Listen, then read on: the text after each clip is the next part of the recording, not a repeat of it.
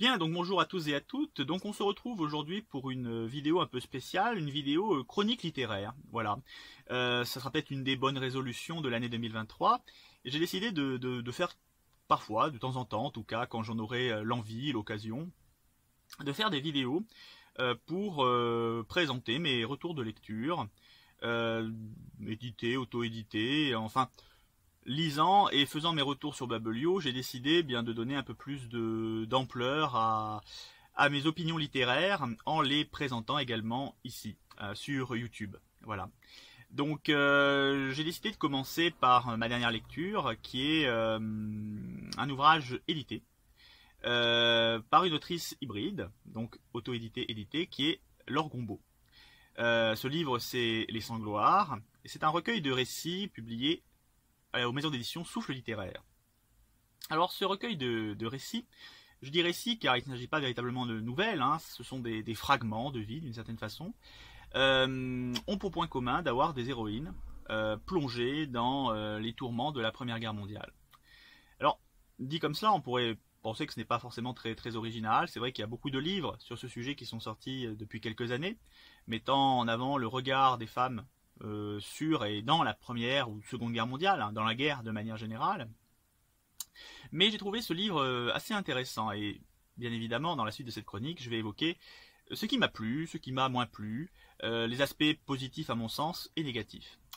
Alors, on va dire que pour les aspects positifs, j'avais déjà lu Laure Gombault, hein, j'avais déjà lu un livre de cette autrice, un roman court d'ailleurs, c'est un format qu'elle apprécie semble-t-il particulièrement, et j'ai retrouvé dans ce recueil de récits des aspects positifs que j'avais déjà vus dans ce roman court, notamment sur le travail des personnages. Ce qui est très intéressant, c'est effectivement qu'on a des personnages qui sont complexes, qui sont travaillés, qui ne sont pas manichéens, pas caricaturaux. Ce sont des personnages qui sont assez originaux également. Là, en l'occurrence, il s'agit de trois héroïnes, hein. Mais véritablement, j'ai trouvé que Laure Gombault arrivait à bien creuser ces personnages. Elle leur donne du relief, des émotions, des sentiments, c'est nourri. Il y a une complexité des personnages, même dans des récits courts, parce que là il s'agit de trois récits courts dans un recueil qui fait 120 pages, donc vous voyez, ce sont des récits qui sont quand même assez étroits et assez restreints. Et bien malgré tout, on a du relief. Les personnages ont du relief, ils ont une personnalité, ils ont des sentiments, des émotions, un passé, un présent et peut-être un futur. Non, il y a vraiment un gros travail qui est fait sur les personnages, il y a vraiment une grande sensibilité, et ça c'est quelque chose de très appréciable, parce que je crois qu'il n'y a pas de bons récits, courts ou longs d'ailleurs, sans bons personnages. Et là on a de vrais bons personnages, donc ça fait vraiment plaisir de voir ça. Donc ça c'est un aspect vraiment positif que j'avais déjà vu, qui est récurrent semble-t-il, puisque je le retrouve ici dans ce recueil de récits, et dans les trois récits.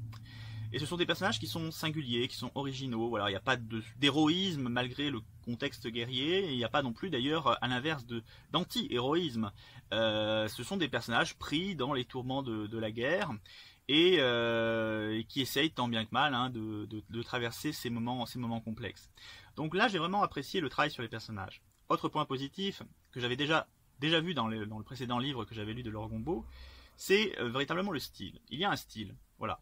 Il y a une écriture reconnaissable, identifiable, et ça fait plaisir dans une littérature contemporaine qui est souvent assez fade, blanche, neutre, soit parce que l'auteur n'a pas de talent, soit parce que l'éditeur a tout ripolliné à sa manière, en supprimant tout ce qui faisait l'identité et tout ce qui faisait le côté non vendable, entre guillemets, et non bankable de l'auteur. Là, non, il y a vraiment une plume, une patte, un style reconnaissable, identifiable et très agréable également.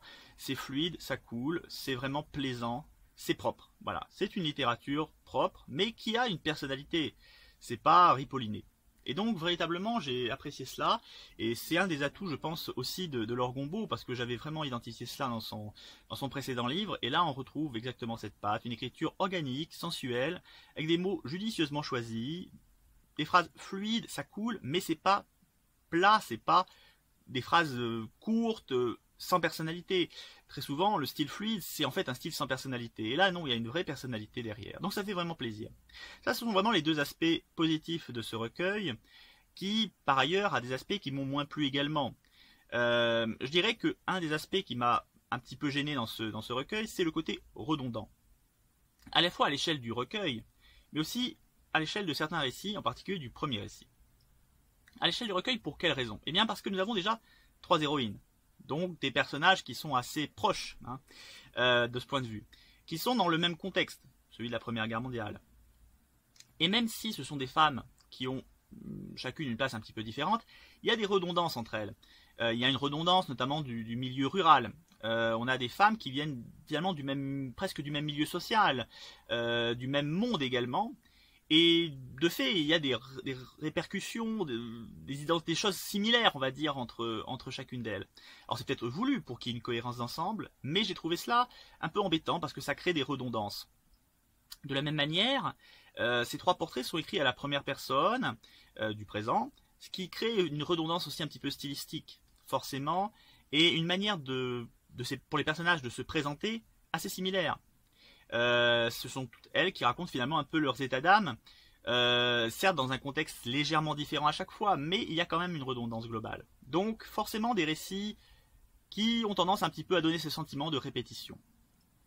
Et dans le premier en particulier, parce que l'héroïne va longuement répéter ses états d'âme. Alors ça c'est un point noir, c'est-à-dire que le récit est assez court, et on a vraiment ce sentiment que l'héroïne se répète, qu'elle répète très souvent son état. Alors certes, elle est dans un contexte un petit peu compliqué par rapport au reste de son village. Je ne vais pas rentrer dans les détails de l'histoire, bien évidemment, mais elle est dans une situation un petit peu délicate. Mais il y a une tendance effectivement à se répéter, à répéter sa situation présente, à répéter son passé.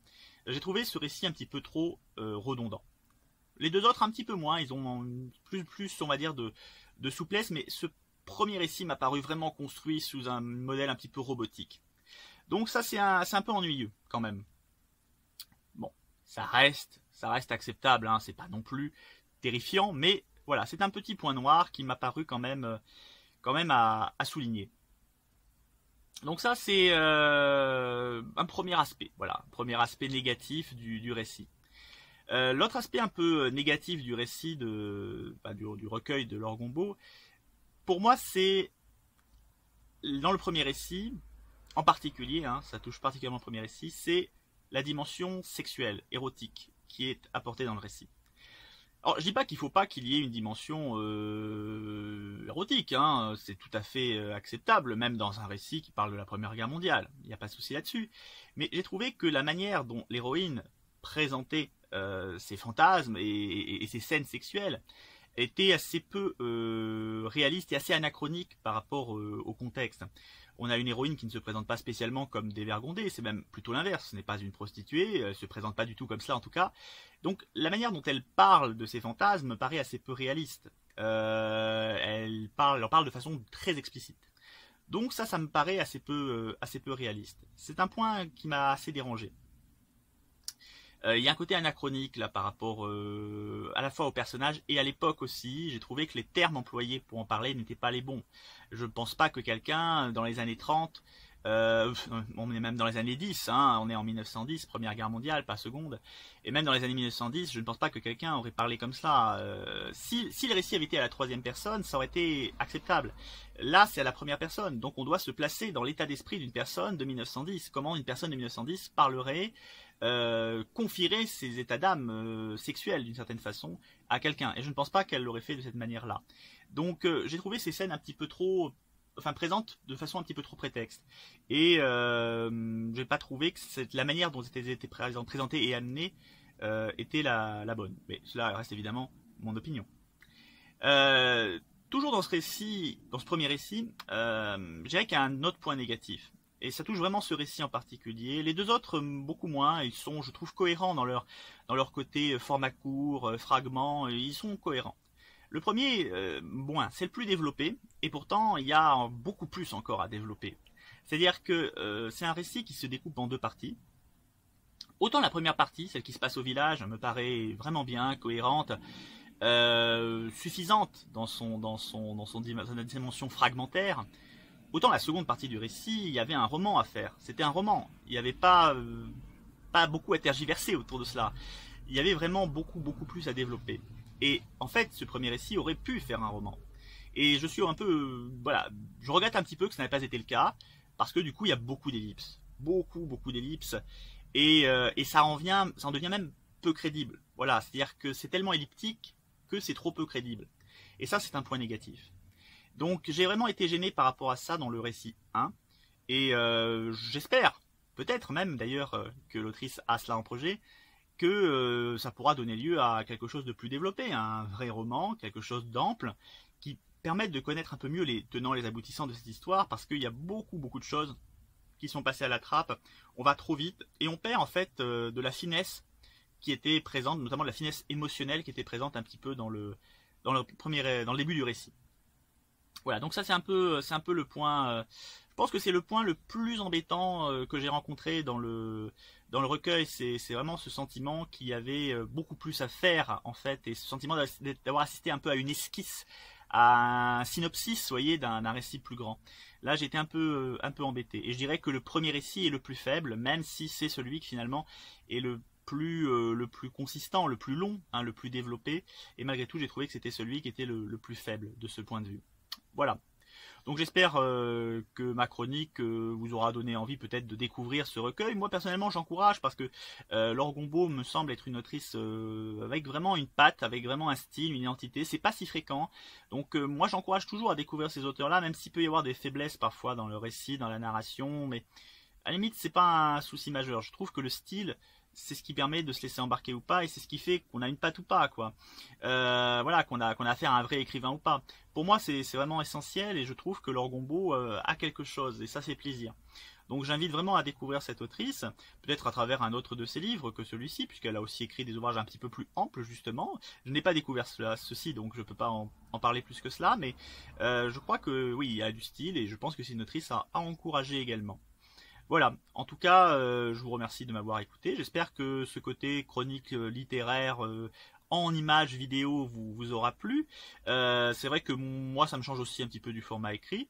Et puis, j'avoue apprécier également le format vidéo. Donc peut-être que j'en referai assez régulièrement. On verra si ça vous plaît ou pas. Je précise que le livre de Laure Gombault étant édité, on le retrouve bien évidemment sur Amazon, mais vous pouvez aussi le découvrir sur les autres plateformes numériques, hein, que ce soit de Citre, Cultura, la Fnac, et puis bien évidemment le demander aussi à votre libraire. Ouvrage disponible au format papier et au format numérique également. Voilà, merci de m'avoir écouté et peut-être à une prochaine chronique littéraire.